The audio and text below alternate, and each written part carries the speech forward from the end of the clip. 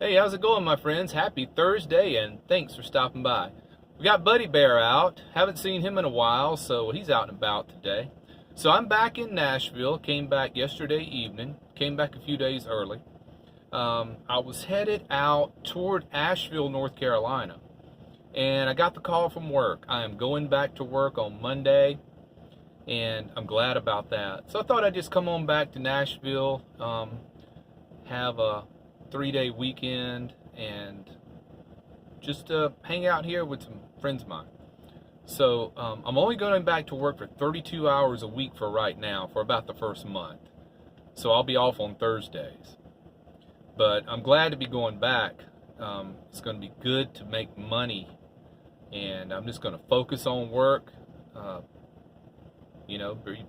pretty hardcore for the first few months, and try to build that nest egg back up that I had to dip into to get me through 15 weeks of furlough. So that takes a little bit of load off of me to know that I've got an opportunity to get some income going again. Thank goodness for van life. Uh, there's so many people out there hurting right now. The economy sucks. COVID sucks. It's killing people in two ways: through the actual illness and through their finances. I don't think I mentioned this. I've been meaning to talk about it, but I've noticed a lot of people sleeping in cars lately. For about the last month or so, I've noticed other people at Kroger. There's always been the one guy. He lives in a little Honda minivan, and he used to live across the street in the Starbucks, and I think they kicked him out because he's the kind that just comes in, sets up a tent, and puts cardboard up in his windows and all that, and he never moves. So he's there at the Kroger, and so far they haven't run him off, and he hasn't jeopardized my spot. Now there's two other people. It's a young guy, he looks about in his 20s, and he's sleeping in a regular car. And then it was a woman, she looked about 45 or 50. She was sleeping in an SUV. So the downturn in the economy is affecting people, because I guarantee they got turned out of their house or their apartment. Because those measures that were put in place to keep people from being evicted, well, they're expiring. So get ready for an explosion of people sleeping in cars, I guess. And not because they want to, not because they've chosen van life, it's because they don't have anywhere else to go. So yeah, I have noticed that about the last month now. And I just can't stop being so thankful that I decided to do this a year and a half ago. Next week is my year and a half mark. So it'll be on the 25th. So what? Yeah, late next week. So let's see. Buddy had a great time on the trip. It's been a whirlwind of a month, because on the 19th of June was when I set out for the Rocky Mountains. Stayed out there almost 2 weeks, then came back, chilled in Nashville for a week, and then headed over to the Smoky Mountains. So I'm really grateful that I got these trips in before I got called back to work. When COVID first started up, you couldn't really go anywhere because all the parks were closed. So the timing worked out as well as it could have, because the parks opened back up, camping opened back up. So that's when I headed out. I thought, if I don't go now, I'm not going to get to go.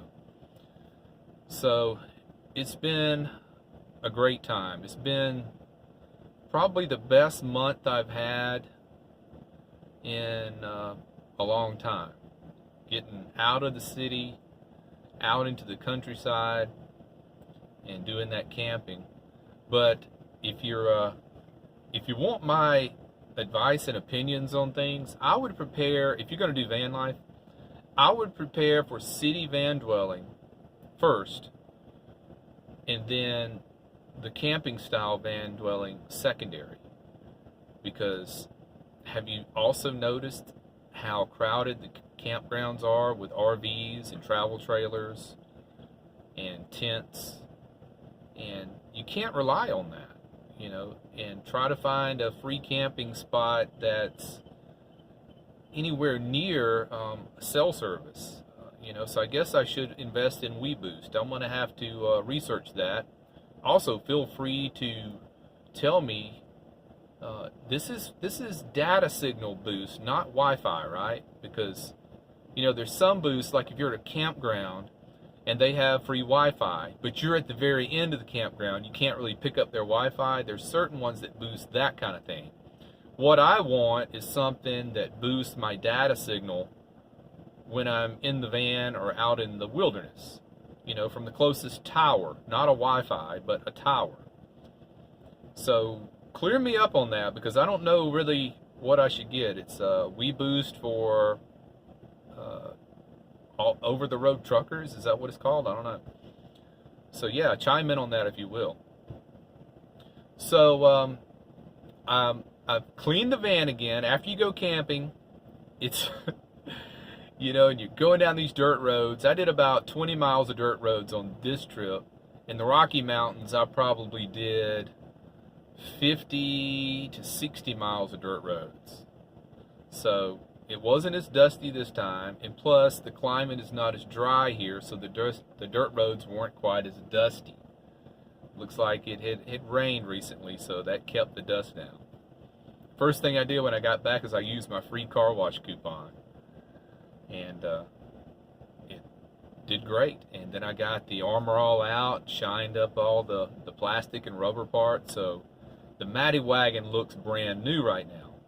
Spent 4 hours today at the tire shop because I noticed after all these trips I've been on, I'm getting some wear on the inside of my tires. I never noticed it really pulling to the left or right as being out of alignment, but apparently it was. So I took it in, got an alignment, rotate and balance, and they said it was well out of alignment. So you got to stay on top of that, because I just saved myself from buying at least 2 new tires because I caught it in time and got them rotated around, and it rides so much better. I even noticed my brakes are better. I don't know how that's possible, but my braking seems to be more powerful now since they rotated the tires. I don't know if loosening and tightening the lugs unstuck something on one of my brakes, but it's braking better than it's ever braked before. So this is the first rotation and balance and alignment I've had, and I've put probably 24,000 miles on the van since I got it. So I'm about 34,000 miles now. When I bought it, it had 13,000 on it. So about 20,000 miles. So that was a lot of mileage, racking up. Just the trip to the Smokies and back was 1,000 miles, just about, maybe 850. So it's time to stay put and work for a while, and just cruise around the city and do my usual thing that I've done for the last year and a half. So let's wrap it up before we go too long. I want to keep it under 10 minutes. Thanks for your time. Take care. Be well. And Buddy says, smash the bell. Later, guys.